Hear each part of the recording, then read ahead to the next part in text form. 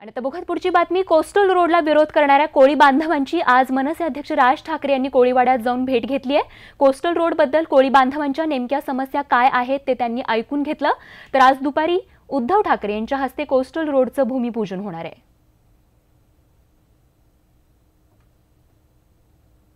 इंजिनिअरिंगचा भाग आहे, त्यांच्या कन्सल्टंटशी बोलायला लागेल.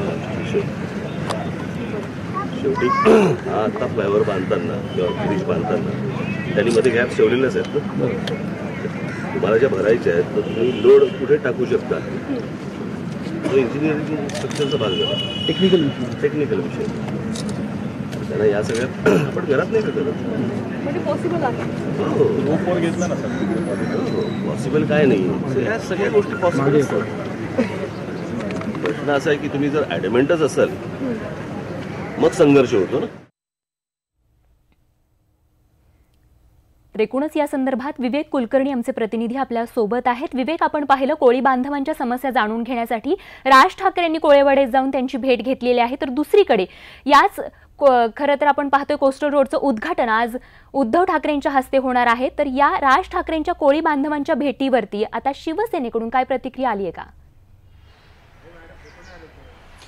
शिवसेनेचे पक्षप्रमुख उद्धव ठाकरे हे आज कोस्टल रोडचं भूमिपूजन करणार आहेत. दुपारी 4 वाजता हे भूमिपूजन होणार आहे.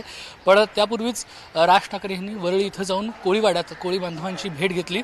या कोळी बांधवांचा या कोस्टल रोडचं आत्ताचं जे स्वरूप आहे त्याला विरोध आहे. त्यांचं म्हणणं आहे की मुळात या कोळीवाड्यामध्ये जो काही भराव घातला जाईल, या भराव घातल्यामुळे त्यांच्या व्यवसायाला कोळीवाड्याला सगळा धोका पोहोचणार आहे. त्याचबरोबर ज्या पद्धतीचे पिलर्स ह्या कोस्टल रोडमुळे येणार आहेत, या पिलरमुळे त्यांच्या बोटी देखील त्यांना लावणं अवघड होणार आहे आणि म्हणूनच त्यांचा या सगळ्या गोष्टींना आक्षेप आहे.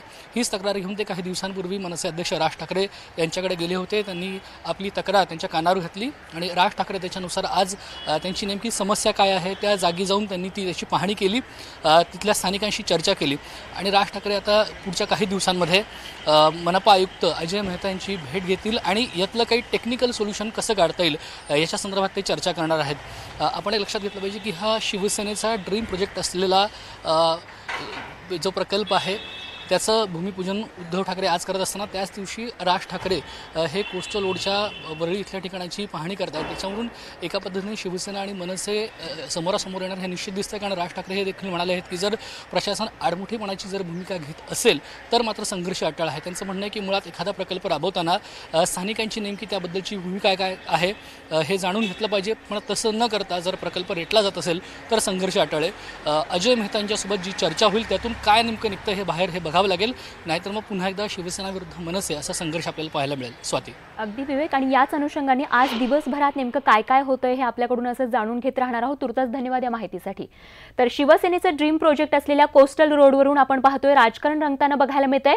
मुंबईमध्ये आज कोस्टल रोडचं भूमिपूजन होणार आहे. शिवसेनेचे पक्षप्रमुख उद्धव ठाकरे यांच्या हस्ते या प्रकल्पाचं भूमिपूजन होत आहे.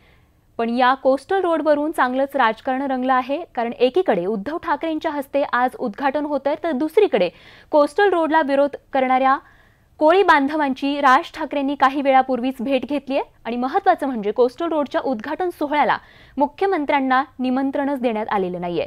तर कल्याणमध्ये मंगळवारी 18 तारखेला मेट्रोचं पंतप्रधान नरेंद्र मोदींच्या हस्ते भूमिपूजन होणार आहे आणि त्या कार्यक्रमाला शिवसेनेला निमंत्रण देण्यात आलेलं नाही. आणि त्याचमुळे आजच्या भूमिपूजनाला मुख्यमंत्र्यांना न बोलावून सेनेनं त्याचं उट्ट काढल्याचंच बोललं जात आहे.